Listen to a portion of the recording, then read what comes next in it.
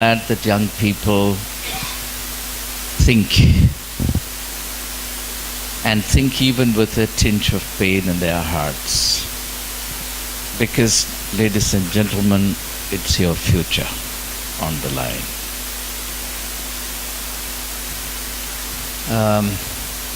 In times such as this, indifference is a luxury you can ill afford.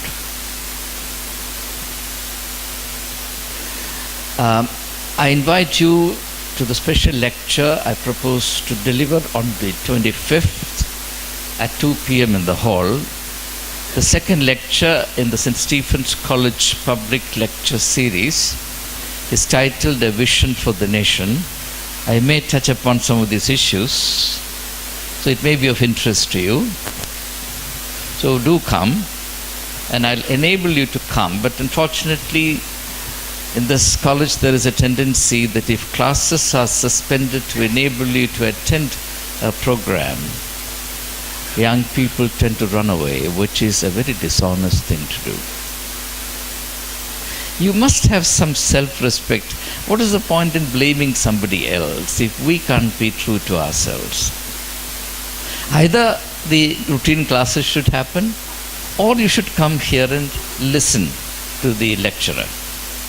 There is no other alternative which is honest. If the country is decaying and we ourselves are part of it, then what hope is there? We have to take our life a bit seriously, and there has to be a touch of responsibility about the way we conduct ourselves, for God's sake, and I plead with you. It's very pathetic otherwise. Today, Dr. Ashutosh Mathur was supposed to address you for some reason. He has not been able to come. Therefore, I need your help. You have to help me improvise some thoughts. Will you do that? Are you good at enabling others to think? There are two stages in thinking. One is thinking oneself. But a far higher vocation is enabling others to think. And that's the responsibility, the onus that is cast on you this morning. Will you enable me to think? Or will you enable me to sleep? Let's see. We have been on the theme of true religion. And I'm glad that Yashwardhan has picked up something from that. Because the thoughts that we share among ourselves are meant to guide our thinking, the way we understand the world around. And I again emphasize the fact that I don't want anyone to accept what I say on trust. Please critique every word that I say. Reject what doesn't agree with your convictions and your experiences and the reality around you. Let nobody impose myths and stories upon you. So whatever I say is with that proviso. Today I want to present to you at another facet of true religion. And this is universally agreed. It is nothing that I invent or concoct. From philosophers to theologians to saints, everyone agrees that one of the essential aspects of true religion is a sense of reverence. Can you fix that word? One word. This word is going to be crucial for our thinking. A sense of reverence.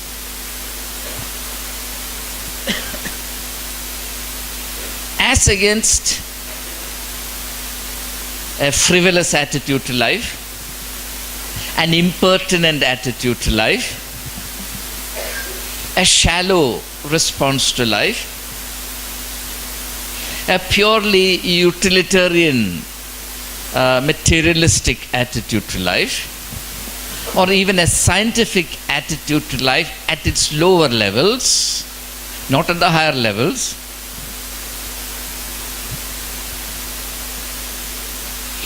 We are living in an age of irreverence.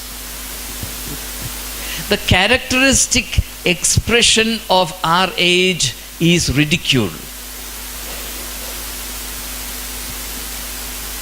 And particularly, there is great popular taste attached to ridiculing the sacred. It has become quite a fashion. For example, the book Mother Teresa, the BBC Channel 4 production, Mother Teresa, the Hell's Angel. It was very, very sensational, very popular. Because this age seems to have a psychological need to desecrate and degrade the sacred. So it is within such a climate of inclination, such an intellectual ambience or cultural matrix, that we are going to think about this important aspect of true religion. So we are up against odds. That's why I'm mentioning this at the outset.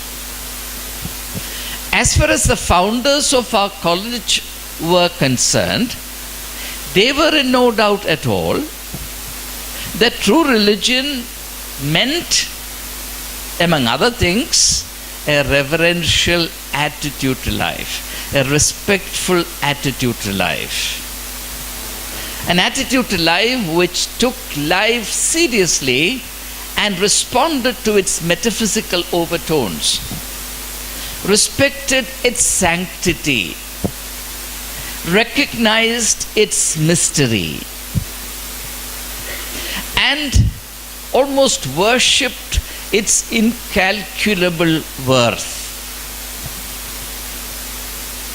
This is what the English poet Gerald Manley Hopkins, perhaps to a large extent influenced by William Blake, calls the sacramental view of life.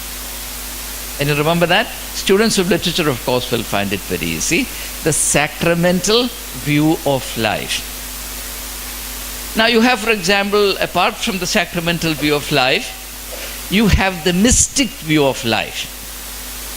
Mysticism is the experience of communing with God within the context of the created order.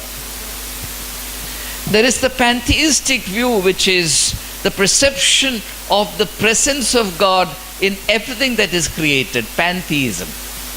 God is present everywhere, in all objects, in all manifestations of life. Now, native to the Indian spiritual tradition was definitely this sense of reverence about life. But unfortunately, with the onset of the Western materialistic, scientific, technological culture, we have forfeited this reverential attitude to life, and particularly to nature. One of the most beautiful things about Indian culture was our sensitivity to nature.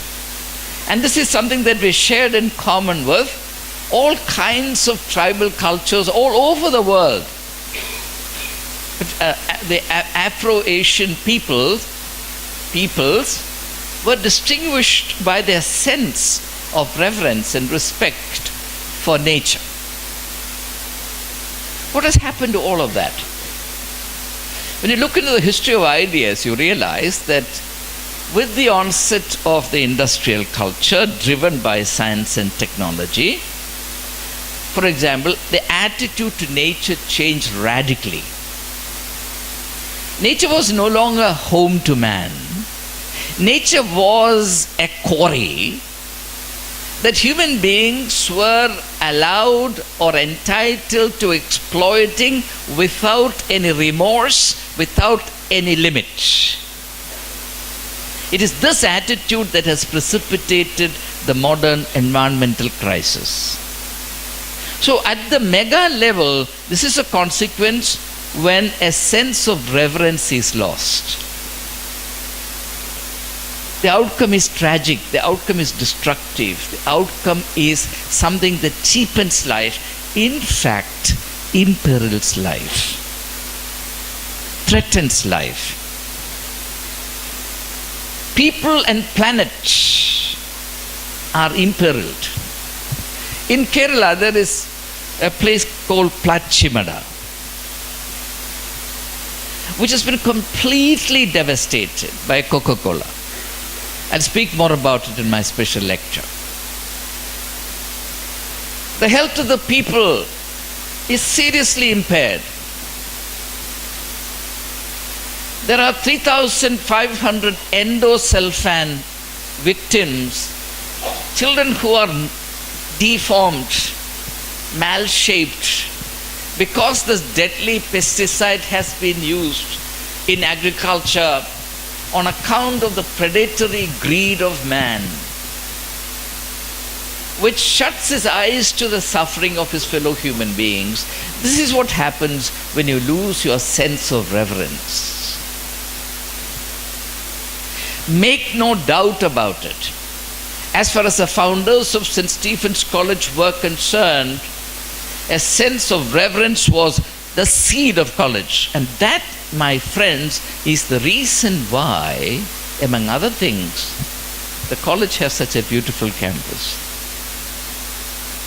The founders of the college believed, and I fully endorse that belief, that one's education is meaningless if the beneficiaries of education are not rendered both sensitive to and responsible for the health and wholeness of nature, of environment, of creation. This is the reason why I'm hypersensitive to anyone littering the college campus in any way or in any form showing disrespect to the beauty and the integrity of the campus. I want to underline the word integrity of the campus. How can you respect your campus if you treat your campus like a public thoroughfare? Even institutions which are not founded on this kind of exalted vision will not allow such trespass and violation of institutional integrity. That's another issue. I want you to clearly register one thing. The secret of the great tradition which is today nourishing you contains as an inalienable part of its dynamism or vibrancy this conviction about the importance of a reverential attitude to life. Now I want to take you down a little bit along the path of history. You have heard several alumni speak from here that one of the most important things that they learned in St. Stephen's College was the right to be irreverential. You've heard it? Irreverential. Show disrespect. What is a sign that you are an intellectual? What is a sign that you have arrived? What is a sign that you are great? Behave in a boorish manner. Now, the founders had a certain vision. In about half a century, that vision was totally degraded. It was turned on its head. Exactly the opposite was perpetrated. And it was driven deep into the psyche of this institution. And I want to give you some instances of this great achievement. What does this irreverence achieve for us? You know, there's a tradition in this college that by the time a student reaches the third year, that person assumes that he has climbed the Everest of scholarship and then begins to look down on the college. Utter disrespect to the institution, and begins to influence the first years and second years to the effect of the need to rebel against the college. The way the third year students have conducted in recent times, causing every possible embarrassment to the institution. Maybe they are incited by others, but I don't accept this as an excuse, because why do you allow yourself to be incited? If you have a reverential attitude to life, you will not be a party to any statement, activity, advocacy, or project that belittles the institution, that defames the institution, that insults the soul of the institution.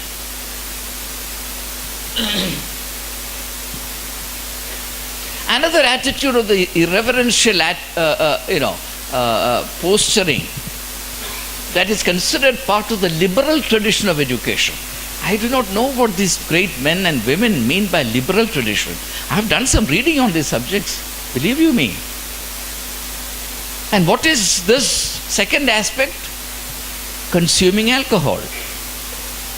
I mean, the college has a rule that you cannot consume alcohol. The country has a rule that if you are below 25, you cannot consume alcohol, though it's a crime. It's not only an offense against the discipline of the college, it's also a crime against the law of the land. You drink because you are a privileged people. I do not understand how a person who has a reverential attitude to his own body, his own mind, his own integrity of life can consume a drop of alcohol. Because alcohol is a depressant. The byproducts of the metabolism of alcohol leaves behind serious neurotoxins, poison of the nerves. They are being deposited in small quantities in your brain. There is a reason why over a period of time, alcoholics develop tremors. They cannot hold their pen and write. And this is your achievement. The achievement that you gain through an irreverential attitude to life, which is promoted as a great achievement by the alumni. Be irreverential and tremble like a leaf. This is your achievement.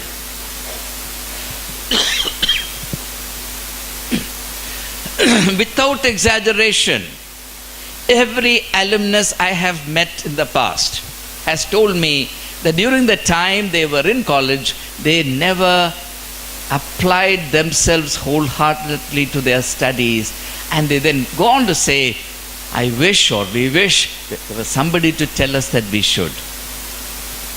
What happened to them when they were students? The irreverential attitude to life.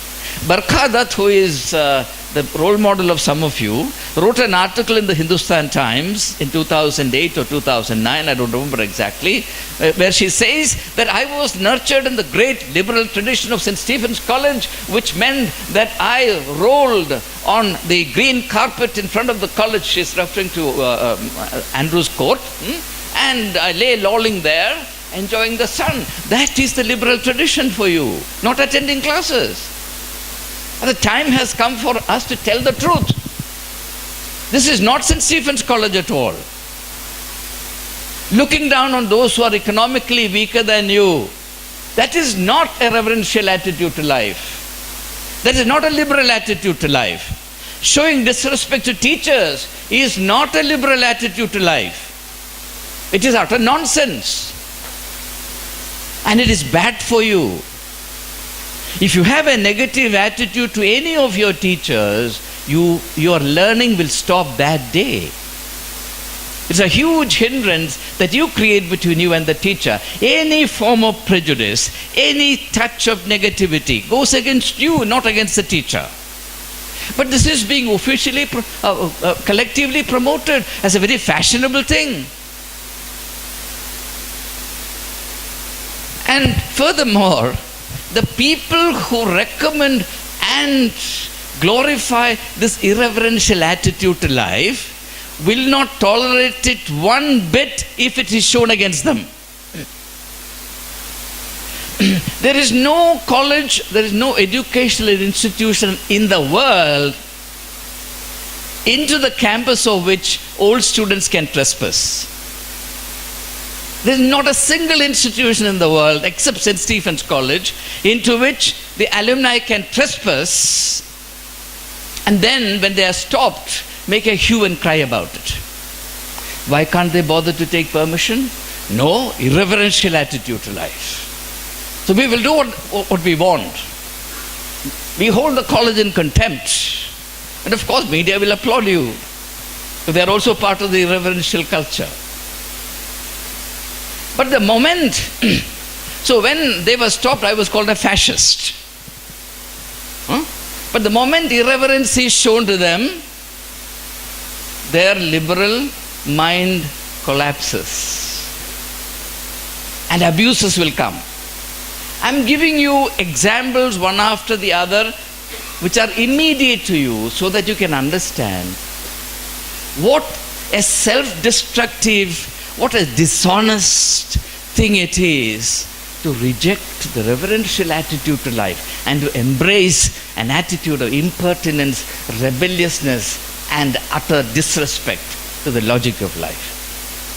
This is not St. Stephen's College. I want to proclaim with all the force I can muster. This is not St. Stephen's College. This is a ghost of St. Stephen's College created by people who actually did not bother for education. They came here like a club.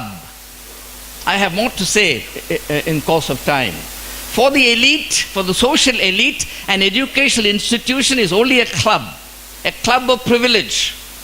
And they will take the institution on their terms. Any kind of institutional discipline will be resented by them. They are not coming here for learning. They are coming here to have a good time. Unfortunately, that legacy still survives. You who are not part of the elite, and I'm proud of you, you must understand that if you don't reject this completely depraved attitude to life, you will rue and lament. The people who propagate this nonsense are immensely rich people. It doesn't matter to them whether they pass or not pass. Their parents can take care of them. But that is not the case, thank God, with majority of you. If you fall into this trap, you are finished. An important aspect of true religion is a reverential attitude to life. That's price for prayer.